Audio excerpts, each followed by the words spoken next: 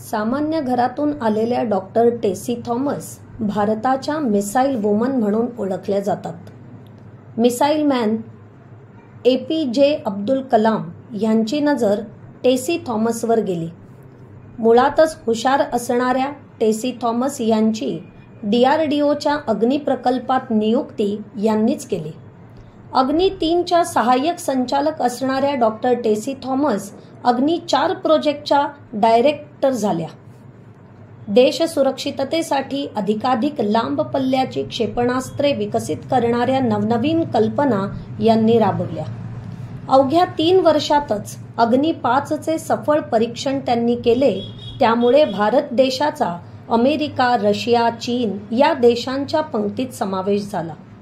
अग्नी 5 या क्षेपणास्त्राचा पल्ला 5000 किलोमीटर अंतरावरील नियोजित लक्ष्यावर होता.